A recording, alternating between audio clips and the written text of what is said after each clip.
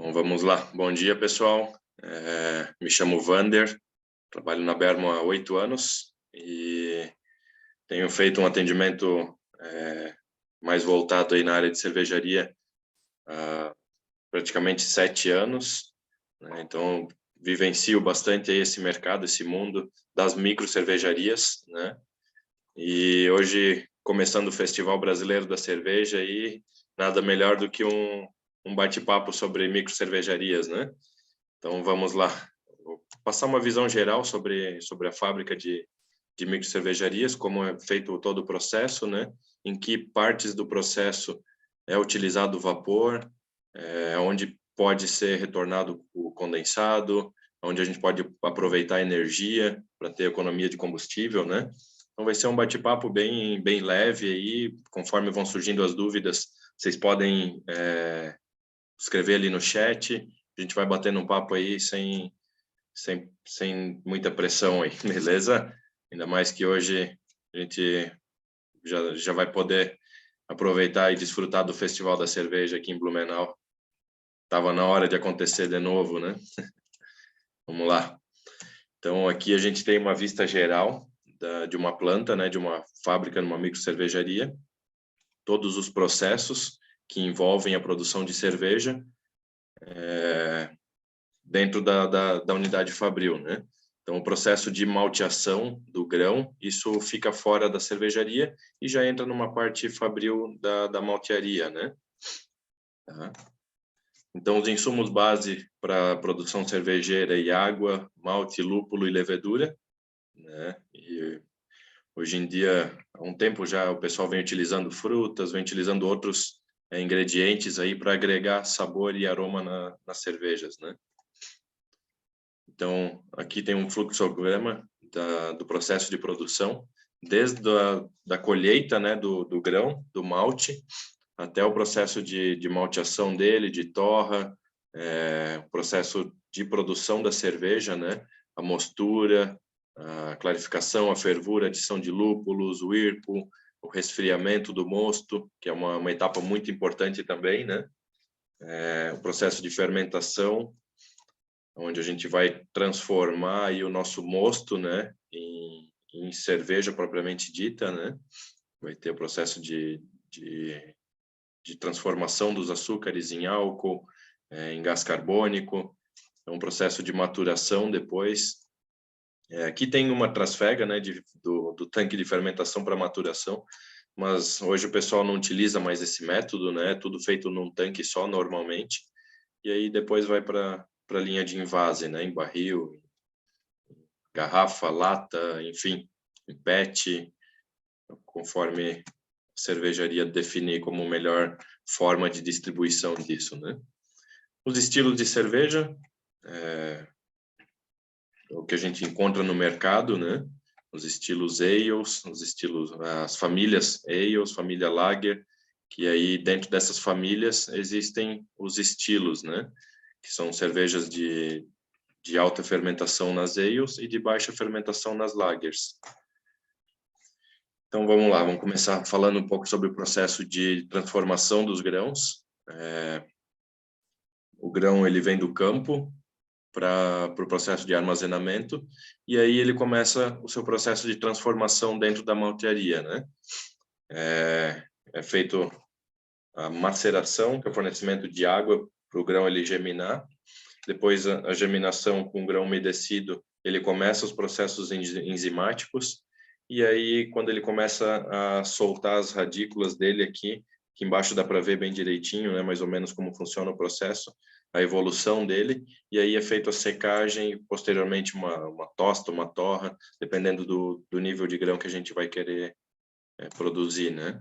Então esse processo de secagem utiliza-se vapor, né?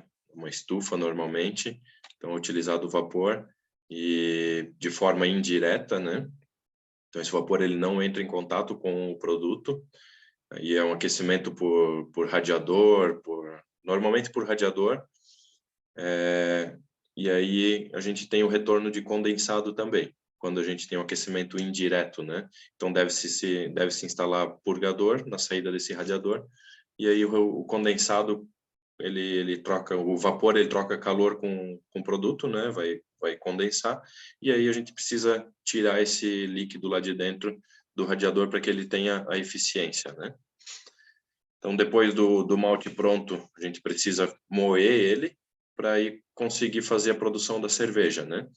Então, a intenção da moagem é quebrar os grãos para facilitar a extração das enzimas que ele possui internamente, né?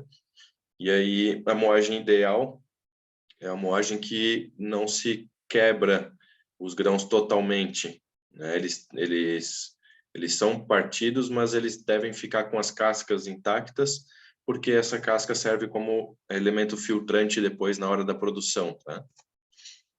Então, aqui a gente tem uma imagem de uma sala de braçagem quadriblock, né? Então, são 4 tinas, uma de mostura, uma de filtragem e as outras 2 aí de fervura, né? Então, a gente consegue fazer processo, agilizar o processo de produção, tendo 2 tinas de fervura, a gente consegue fazer mais produções no mesmo dia, né? E hoje tem um pessoal que está utilizando um equipamento conhecido como fervedor externo. Nada mais é do que parece um foguete, né? Um trocador de calor com injeção de vapor, e ele ferve esse líquido externamente, o mosto, né? Então, com isso, a gente ganha em volume dentro da nossa tina de fervura. Então, a gente consegue aumentar o nível de mosto lá dentro da tina, porque a gente vai estar fervendo esse mosto fora, né? Externamente. Então, a gente não tem aquela turbulência dentro da panela de fervura, né? O processo de mostura consiste em aquecer a água e adicionar o grão já moído, né, o nosso malte, para fazer a extração de amidos. Esses amidos, eles são fermentáveis e não fermentáveis. Então, a gente aquece inicialmente a água, né, no primeiro processo, vamos falar na segunda-feira de manhã, a gente aquece a água da panela até a temperatura desejada para arriar o malte, para a gente despejar o malte lá dentro. Tem cervejarias que fazem o aquecimento até 45 graus, até 50 graus. Aí varia de cervejaria, de cervejeiros, né? Cada um faz de uma forma, uma temperatura que acha melhor para o seu produto final, né? Então, a gente faz esse aquecimento da água, ria o malte e depois vai fazendo o aquecimento em torno de 1 grau por minuto para atingir a temperatura de mostura, né? Por exemplo, se eu quero fazer uma mostura de 62 graus, então eu aqueci minha água até 50, adicionei o malte, e aí eu vou subindo a temperatura gradativamente, 1 grau por minuto, até atingir meus 62 graus. Tá? Então, isso serve para tu não ter um aquecimento muito exagerado, inicialmente no mosto, né? Isso pode caramelizar os grãos que estão em contato com a panela, com a tina, pode vir até a queimar, o que vai prejudicar o sabor da nossa cerveja, né? Então, dentro desse processo de mostura, aqui do lado tem uma tabelinha, mais ou menos, de faixas de temperatura, né? Que o pessoal utiliza para extrair cada tipo de enzimas de amido, né? Do malte, tá? Então, normalmente se utiliza vapor em baixa pressão. Então, na entrada da fábrica, a gente normalmente coloca uma estação redutora de pressão de vapor. Nossa caldeira, o nosso gerador de vapor trabalha com pressões mais altas, né? Normalmente entre 8 e 10 bar. Tem algumas cervejarias que trabalham com 6 no equipamento de geração, mas o ideal é a gente trabalhar com o valor mais alto possível que o equipamento suporta, né? Então, até por questão de transporte do vapor, quanto maior a pressão dele, menos volume ele ocupa dentro da tubulação, certo? Então, se eu trabalhar com o meu gerador de vapor, a minha caldeira a 8 bar, eu vou ter um volume X de vapor, né, que ele ocupa dentro do espaço da tubulação, né? Se eu trabalhar com o meu gerador a 6 bar, a 5 bar, eu aumento o volume do meu vapor, então, consequentemente, minha tubulação tem que ser maior. Então, tudo isso gera custo, muitas vezes desnecessário, né? Durante a instalação da fábrica, tá? E aí a gente utiliza válvulas que reduzem essa pressão próximo do equipamento. Então a gente tem um trecho aí de, sei lá, 50 metros de tubulação, que a gente pode utilizar um diâmetro menor, e aí quando chega perto do meu equipamento que vai consumir um vapor de baixa pressão, a gente consegue instalar essa válvula redutora e partir da estação redutora de pressão até o equipamento com uma tubulação maior. Então o meu custo de instalação acaba se tornando mais baixo. Tá? Normalmente, esse aquecimento é feito por injeção indireta de vapor. As tinas de cozimento, de fervura, elas são fabricadas com serpentinas. Então, esse vapor ele passa por dentro da serpentina e no final dela existe um purgador, pelo menos deveria existir, né? O ideal seria instalar um purgador para fazer a drenagem do condensado decorrente da troca térmica, né? O vapor ele vai entrar, a serpentina vai entrar em contato com o nosso fluido, o nosso líquido lá dentro, o mosto, vai trocar calor e vai condensar, né? Então a gente precisa tirar esse líquido para que entre mais vapor, mais energia, para conseguir continuar mantendo o processo rodando com uma temperatura ideal para fazer o cozimento do mosto. Tá? Então, dentro do processo, aqui a gente tem um demonstrativo de como seria o ideal para fazer essa injeção de vapor, né? Então, o vapor vem da caldeira, passa por um separador de umidade para tirar o excesso de umidade do vapor decorrente da tubulação, né? Ele vai perdendo, ele vai trocando calor e vai condensando no trecho de tubulação. Então, a gente precisa eliminar isso porque a gente quer apenas o vapor em estado gasoso, né? Então, a gente passa por uma válvula redutora que eu comentei, a gente vai reduzir essa pressão vamos usar 8 bar na entrada para 2, 4, dependendo do equipamento que a gente vai utilizar, né? Então, a gente reduz essa pressão. A válvula de segurança, para garantir que em caso de falha da válvula redutora de pressão, essa pressão excedente, né, que a válvula redutora, vamos supor que ela deu um problema e trave aberta. Né? Então, vai vir pressão da P1 do lado do gerador de vapor da caldeira e vai equalizar a pressão em P2 e vai para dentro do meu equipamento. Então, se eu tenho 8 quilos de pressão vindo, vai ter 8 quilos entrando na minha serpentina. Isso é um risco porque a serpentina ela é projetada para uma pressão X. Né? Ela tem uma margem de segurança, mas se o fabricante do equipamento diz que tem que trabalhar com 2 quilos de pressão na serpentina, a gente tem que respeitar essa pressão, né? Então, essa válvula de segurança serve para garantir que, em caso de falha da válvula redutora, essa pressão de vapor não ultrapasse a pressão definida pelo fabricante do equipamento, né, da serpentina. Tá? Então, subindo, a gente calibra a válvula aqui conforme a PMTA do vaso, né, PMTA das tinas. Então, ela vai garantir essa vida útil do equipamento, né? Depois de reduzir a pressão, a gente tem uma válvula de controle de temperatura, né? Muitas vezes o pessoal utiliza válvulas de controle on-off, automática já, porém on-off. Tem cervejarias que utilizam acionamento manual, né? Com uma válvulazinha com volante, o operador vai lá, gira o volante, vê como é que está a temperatura, fica monitorando e tal. Então, hoje a gente tem essas válvulas de controle proporcional automáticas, né? Então, elas se comunicam com o sensor de temperatura dentro da tina, de mostura, de fervura, né?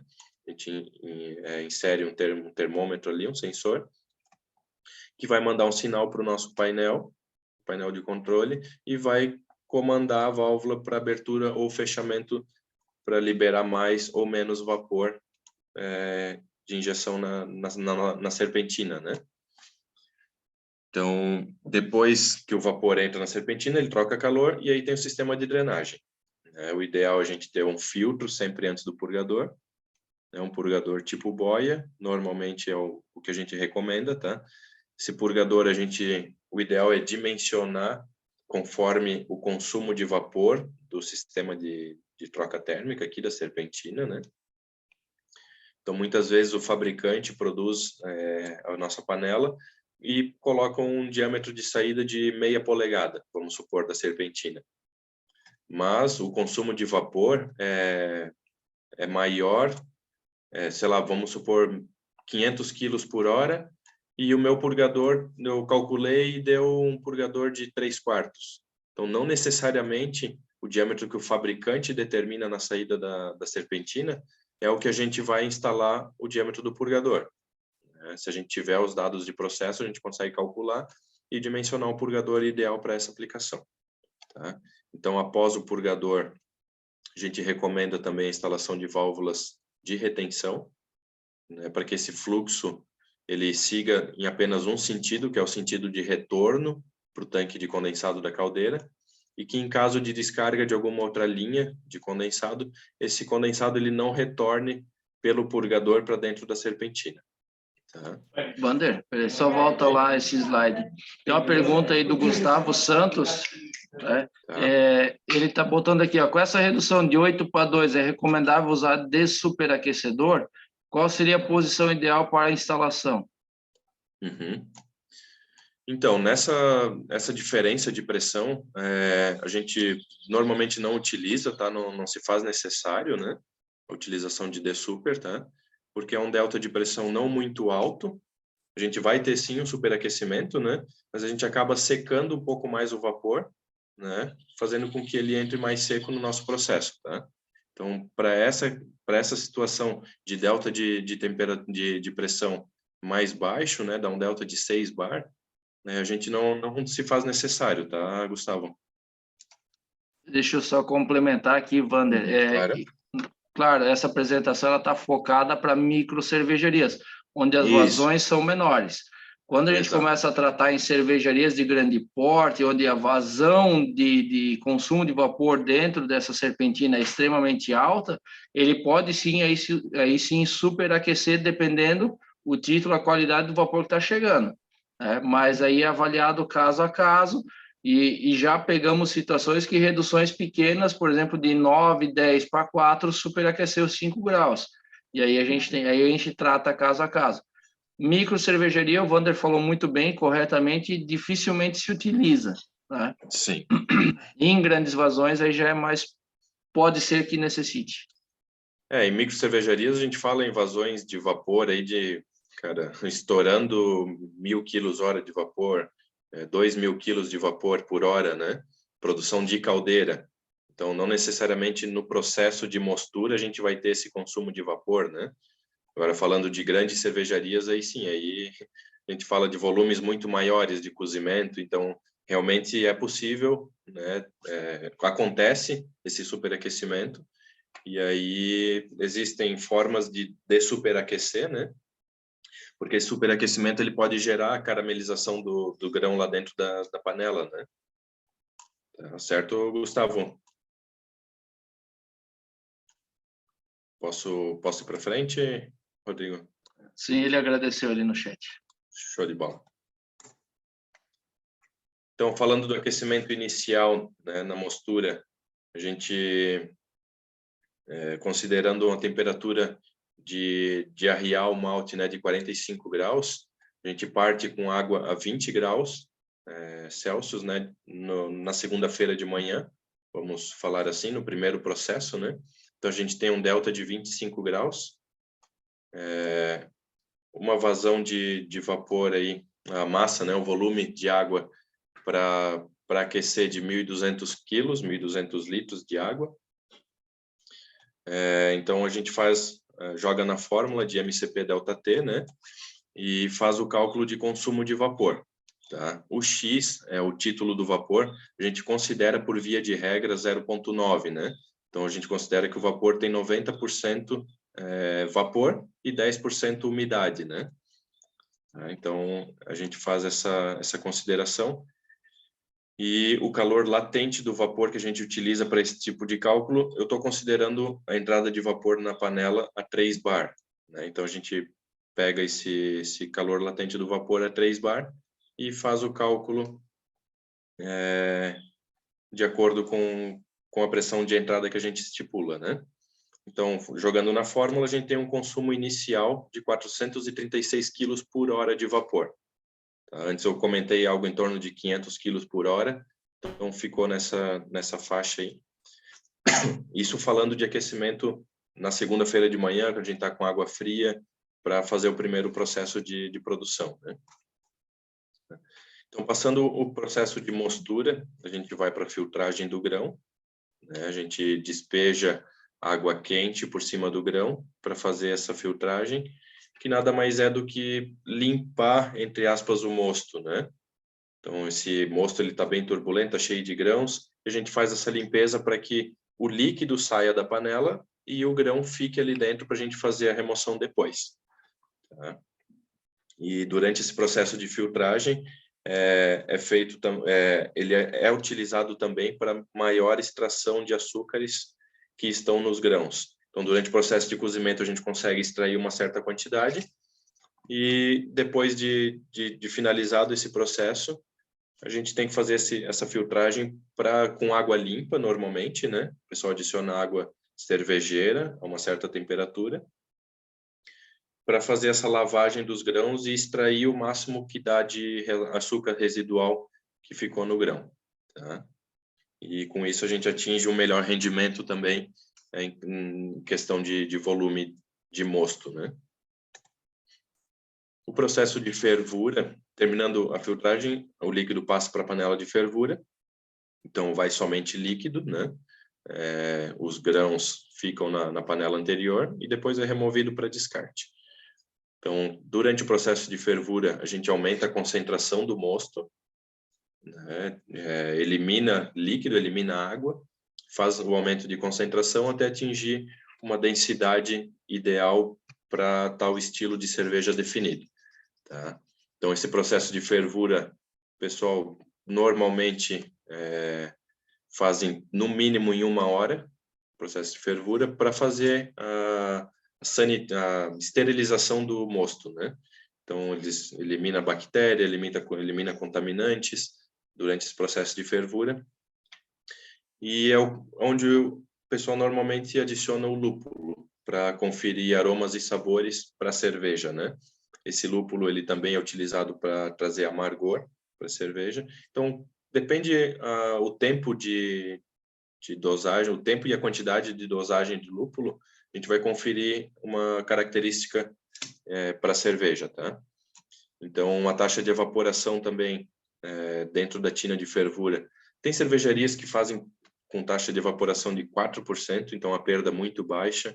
Tem cervejarias que fazem com 8%, com 12%, aí depende de equipamento para equipamento e de cervejeiro para cervejeiro, né? E esse processo de fervura, ele ajuda a ajustar a densidade do mosto. Então, a gente tem um valor definido de densidade e com a fervura, como a gente está eliminando líquido, eliminando água, né, por meio da fervura, a gente consegue ajustar a densidade desejada por ali também. Tá? Então, o aquecimento na fervura é realizado também com injeção indireta de vapor, normalmente por serpentinas ou panelas encamisadas, desculpa. E como eu comentei anteriormente, o fervedor externo, ele auxilia na capacidade da fervura, né?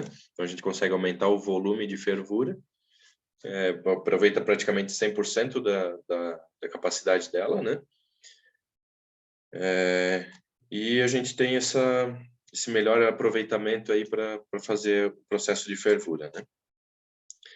Então, a injeção de vapor também é em baixa pressão, em 2, 3, 4 bar, dependendo do fabricante, ele determina isso, né? Então, a gente também tem um sistema de drenagem de condensado para o sistema de fervura similar ao sistema de mostura, né? Então, aqui também tem válvula redutora, eu usei o mesmo exemplo, mas normalmente a gente utiliza uma estação redutora de pressão geral, né, para toda a fábrica, e depois faz o controle de temperatura dedicado para cada equipamento. O sistema de drenagem também deve ser dedicado para cada equipamento, tá? A gente não recomenda interligar saídas de condensado. Por exemplo, eu tenho 2 panelas de fervura, eu quero interligar as 2 saídas das serpentinas para usar um purgador só. A gente não recomenda porque uma serpentina pode interferir no funcionamento da outra, utilizando apenas um purgador, né? Então, às vezes, tu tens uma fervura mais constante, mais intensa em uma panela do que na outra. Os tempos de fervura normalmente são diferentes. Então, a gente sempre recomenda fazer individual essa instalação de purgadores na parte de saída de condensado, tá?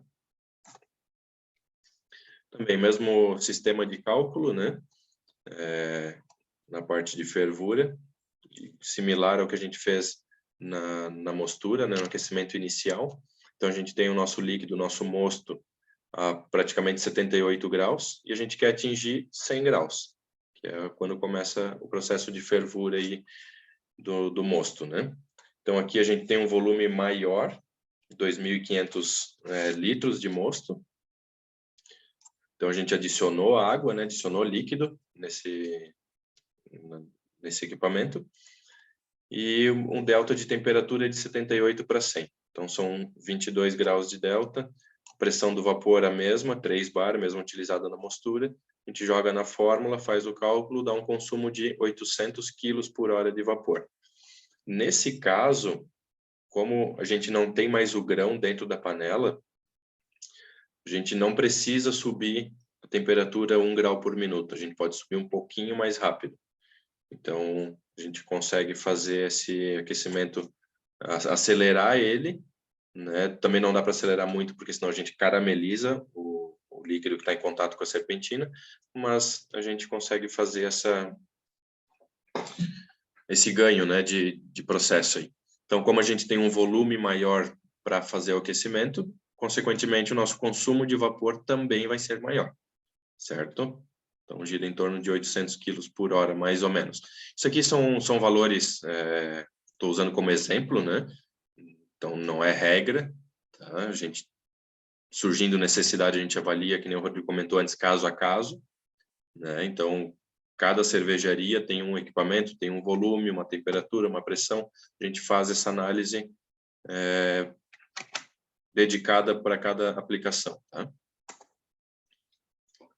Então, vamos lá. Terminando a fervura, a gente precisa resfriar o mosto, né? Então, a gente sai de 98, de 100 graus, quando termina a fervura, e precisa baixar a temperatura desse mosto para fazer o processo de fermentação, né? Então, a temperatura de fermentação é definida pela cervejaria, né? Eu quero fermentar minha lager com 9 graus, a minha ale com 18, algum estilo com 24, enfim.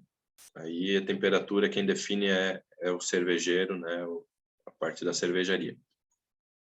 Tá, o trocador de calor a gente dimensiona também, conforme a necessidade do cliente, né? Capacidade de volume, temperaturas, vazões, tudo isso a gente calcula, tá?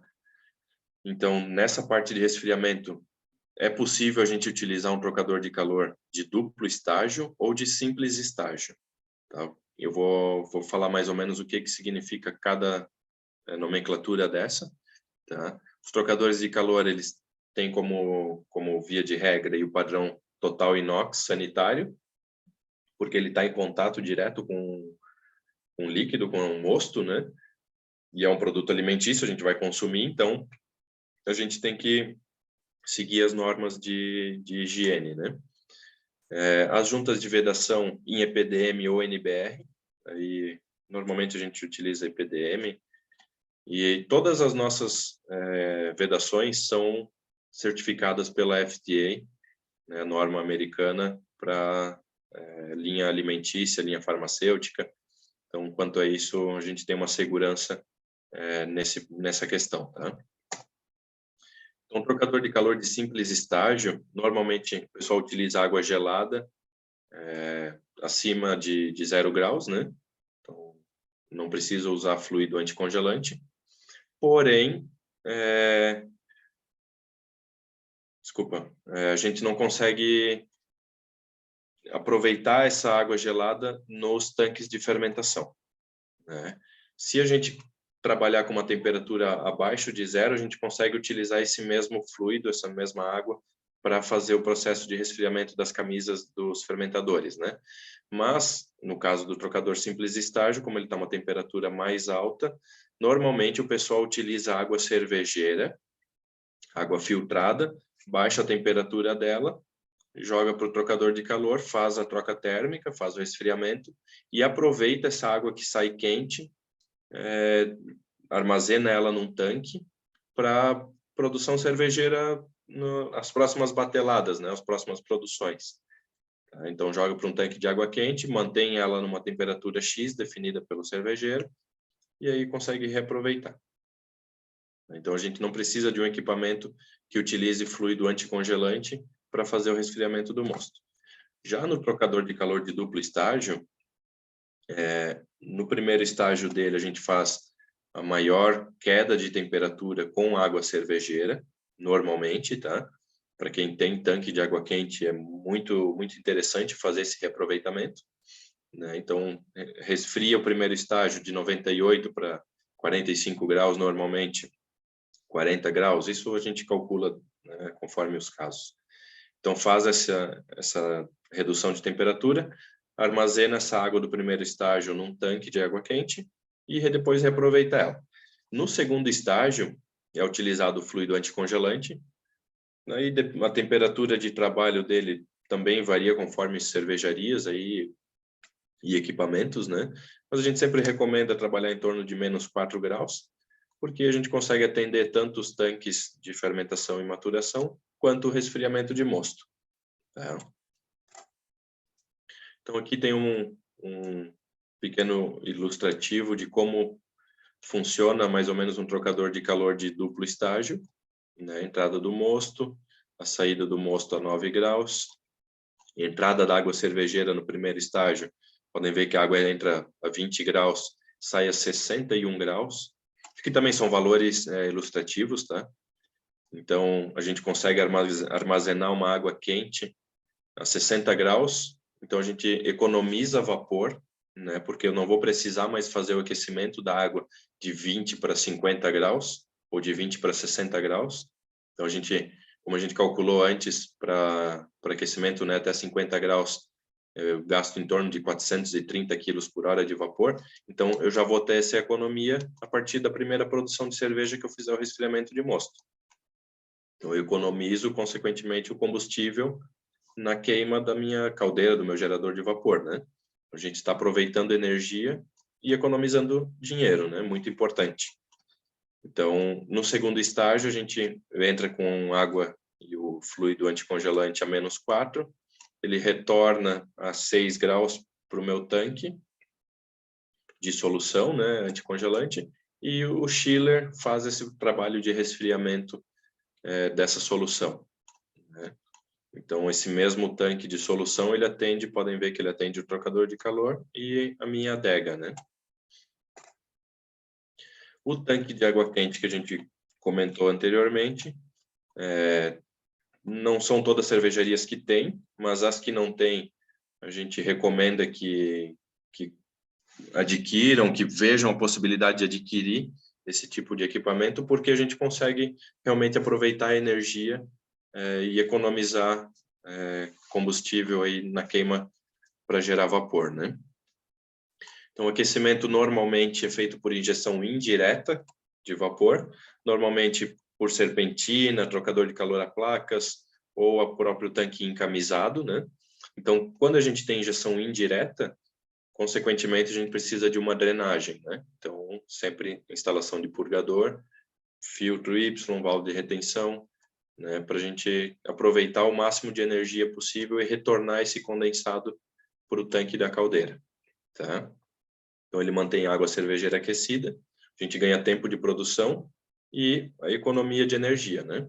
Então, normalmente, o pessoal faz aquecimento com vapor, né, para manter temperatura, ou quando não tem o aproveitamento de energia, né, para fazer esse aquecimento, normalmente com válvulas de controle, né, ou on-off, ou válvula de controle proporcional, tá?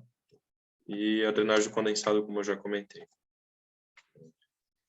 Então, o processo de fermentação da cerveja é feito num tanque também, onde ocorre a adição do fermento, Esse fermento ele vai transformar os açúcares em álcool, em CO2, né? Vai compor sabor, vai compor aroma, ele vai finalizar a cerveja, né?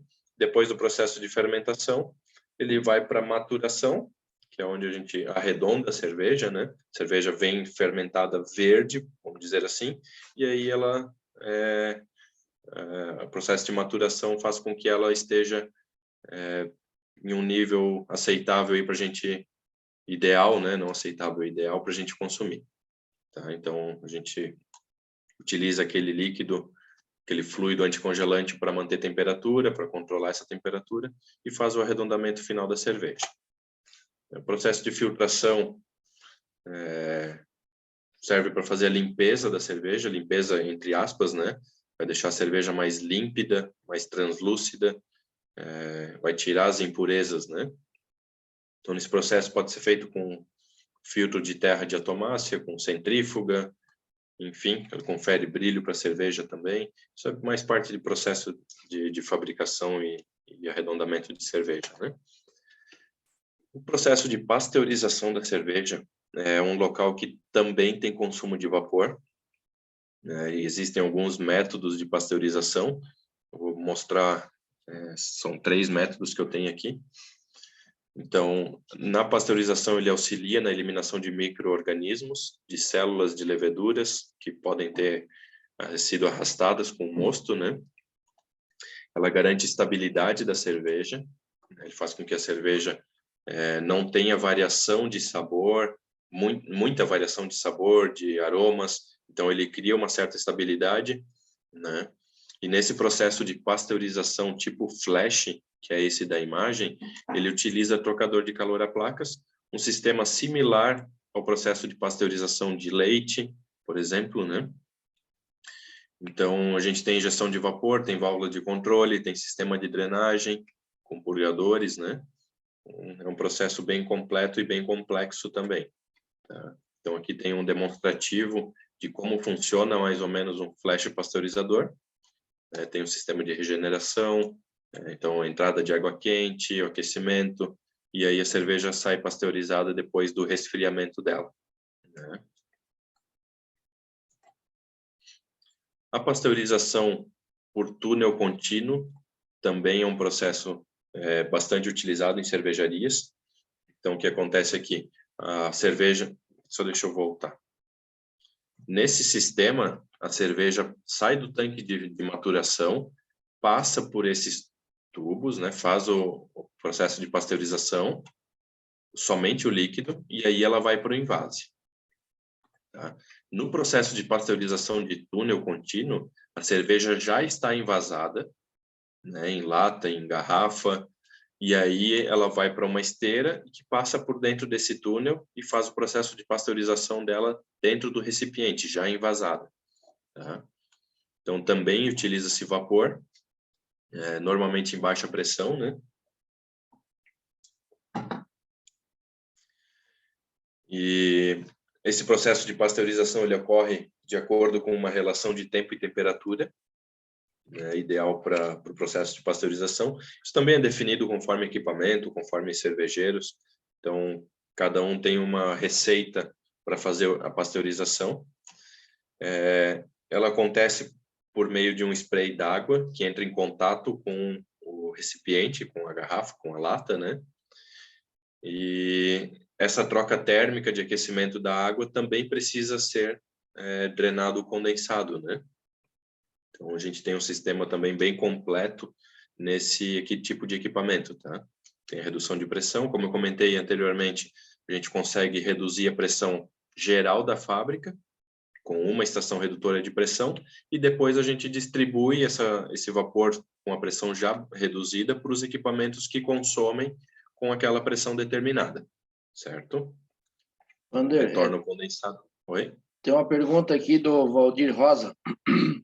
Os equipamentos, vasos de pressão dessas mini cervejarias são inspecionados regularmente em conformidade com o NR13? Então, os equipamentos, os vasos de pressão que são requerentes pela NR13, eles devem ser sim inspecionados, né? aí fica a cargo de cada cervejaria fazer esse controle de inspeção, né? Mas sim, se é vaso de pressão e se está adequado dentro da NR13, tem que ser feita inspeção sim. Tá? Aí a inspeção, o prazo de inspeção varia conforme a classe do vaso, né? Se é classe A, B, C, D, enfim. Tem que ser analisado ponto a ponto, né? Mas fica a cargo da cervejaria fazer esse controle, tá? E aí contratar uma empresa especializada para fazer a inspeção, né? Sim, o Valdir até comentou, não é pela classe é do fluido, é pela categoria do vaso. Isso, desculpa. A classe define a categoria. Isso, exatamente. Confundi as palavras aí. Obrigado. Então, a pasteurização de túnel contínuo é um demonstrativo mais ou menos como acontece lá dentro, na entrada das garrafas, por esteira, e aí tem as sessões de pré-aquecimento, de aquecimento e de resfriamento. E aí a etapa de saída das garrafas para armazenamento, né? Então, a gente tem aqui um tanque de água fria, tanque de pré-aquecimento de água, tanque de água quente, tudo isso dentro do próprio equipamento, tá? Então, aqui embaixo tem um fluxograma com temperaturas e tempos, mais ou menos que o pessoal utiliza, né? Não é regra, mas é mais ou menos o que é utilizado, e os sprays d'água para fazer esse contato com o recipiente e a troca térmica, né? E a pasteurização por imersão, né? Isso aqui a gente vê bastante em microcervejarias de volumes menores, né? Então, é um tanque aberto, onde a gente imerge as garrafas, coloca as garrafas lá dentro e aí faz um carrossel, uma injeção de água quente, faz todo o processo de pasteurização similar ao túnel, em questão de temperatura e tempo, porém é estático, né? Ela não se movimenta aqui dentro. Então, o que movimenta é essa cruz aqui em cima, né? É como se fosse um chuveirinho, cada cano, que vai molhando as garrafas para fazer a pasteurização. Tá? Nesse processo, normalmente se utiliza trocador de calor a placas brasado para fazer o aquecimento da água, né, com vapor. Também tem sistema de drenagem. E o controle de temperatura é feito normalmente por uma garrafa modelo, né, uma garrafa guia, insere um termômetro lá dentro dela e faz o controle de temperatura de acordo com a leitura desse termômetro. E aí o sistema de invase, né? Invase em garrafa, em lata, em PET, barril. Aí depende de cada cervejaria, de cada departamento aí que vai definir qual a melhor forma de ser vendido esse produto final, né? Então, falando de redução de pressão, né, que a gente comentou bastante ali anteriormente, por que a gente deve reduzir pressão do vapor? Como eu comentei, né, a questão do volume do vapor, mas também a gente melhora a qualidade do vapor, né? O nosso amigo ali comentou até a questão do superaquecimento, né? Então, quando a gente reduz a pressão, a gente superaquece sim o vapor, né? Então, esse superaquecimento ele gera uma temperatura elevada ali dentro, que faz com que esse vapor ele seque mais, né? Então, vamos supor, a gente tem uma pressão de 8 bar e reduz para 2. Para onde foi esses 6 bar de delta? Ele gera esse superaquecimento, né? Então, a gente tem uma maior estabilidade na pressão do sistema, quando faz essa redução de pressão, e preserva a integridade dos equipamentos, conforme eu já comentei também, né? Cada equipamento é fabricado de acordo com uma classe de pressão, então a gente deve respeitar essa pressão para que não tenha problema de danificar os equipamentos, tá? E a gente tem um ganho energético também, porque essa energia que a gente reduziu, a gente transformou, né? A gente reduziu de 8 para 2, essa energia a gente acaba ganhando em qualidade e em temperatura, né? Em entalpia do vapor, tá? Então, aqui, olhando a tabela de vapor saturado, né? Considerando aqui ele está em pressão absoluta, então a gente adiciona 1 bar. Vamos pegar aqui com 2 bar de pressão. Considerar 3, né? Porque a gente está acima do nível do mar. Então, a gente tem uma entalpia específica do vapor saturado de 650 kcal por quilo, e o nosso calor latente, que é a energia que a gente aproveita na troca térmica, de 516,9 quilocalorias por quilo. Se a gente for fazer análise com a pressão de trabalho de 8 bar, então a gente tem um calor latente de 485,6 quilocalorias por quilo. Então vocês podem ver que a gente tem um ganho de 40, praticamente 40 quilocalorias por quilo, reduzindo pressão, né? Então a gente acaba conseguindo fazer um aquecimento melhor no nosso produto, tá? O retorno de condensado, que a gente falou bastante também, geralmente é feito por purgadores, né? A gente recomenda a instalação deles. E quando tem uma cervejaria que a distância entre os equipamentos de consumo, né, as tinas de cozimento, de fervura, o sistema de pasteurização, ele está muito distante da nossa caldeira, da nossa sala de máquinas, a gente tem um equipamento chamado bomba de condensado, que ele faz com que esse condensado consiga retornar lá para aquele tanque. Muitas vezes, como a gente trabalha com pressões mais baixas dentro das cervejarias, o purgador sozinho, ele não, por diferencial de pressão, ele não consegue jogar esse condensado de volta para o tanque da caldeira. Então a gente coloca essa bomba de condensado próximo dos pontos consumidores, né? E esse equipamento ele recebe todo o condensado da fábrica, e por sistema de injeção de ar comprimido ou de vapor, normalmente, né, a gente faz essa condução do condensado para o tanque da caldeira, tá?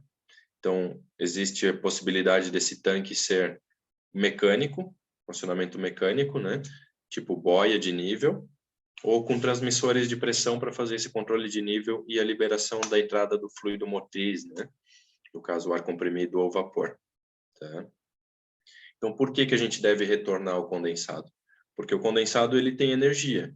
A gente aqueceu algum fluido com vapor, esse vapor ele condensou, e a gente retornando ele, a cada 6 graus de água aquecida que a gente consegue introduzir na caldeira, a gente economiza 1% de combustível. Então, se a gente já adicionar água quente na caldeira, a gente está economizando combustível, né? Então, por que não retornar o condensado se a gente pode aproveitar ele na injeção de água da caldeira, né? Então, gerando essa economia para a gente.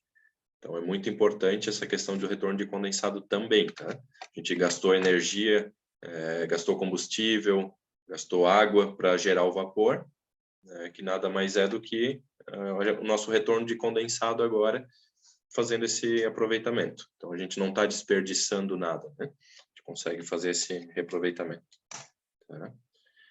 Outro fluido que a gente consegue aproveitar é o vapor flash dentro de produções, dentro de cervejarias. Né? Esse condensado, quando ele está pressurizado, ele está num volume, ele está líquido. Quando a gente passa pelo purgador e ele cai para a pressão atmosférica, parte dele continua líquido e parte dele reevapora, vira gás novamente. Isso a gente chama de vapor flash. Né? Então, esse vapor flash ele também tem uma certa pressão, também tem energia, e a gente consegue aproveitar para fazer um aquecimento de água também, né? Água cervejeira, para poder economizar energia também, economizar vapor na nossa planta, né? Então, esse sistema também é muito utilizado com grandes volumes de vapor e condensado, tá? Porque ele, claro, tem um custo, então a gente faz um cálculo de payback, né? Ver se é viável ou não a instalação, e sendo viável, a gente consegue ter esse reaproveitamento de energia. Tá? Aqui o equipamento instalado, né? Mais ou menos como a forma construtiva dele. Tá? E é isso. É o que eu tinha para passar hoje. Agradeço as dúvidas aí, se tiver mais alguma dúvida eu puder ajudar, estou à disposição. Rodrigo, está por aí? Sim, Wander, bom dia. O pessoal aqui está agradecendo, o Valdir agradeceu. Obrigado pela tua disponibilidade desse tema. Essa apresentação ela vai ser disponibilizada, como as demais também, até sexta-feira deve estar no YouTube também à disposição de vocês. Parabéns pela apresentação. Precisando da Bermo, a gente está aí para suportar. Obrigado a todos pela presença e precisando de tiver alguma necessidade, está o meu contato aí na tela. Estou à disposição aí, toda a estrutura da Bermo para atender vocês, tá bom? Obrigado e boa semana aí.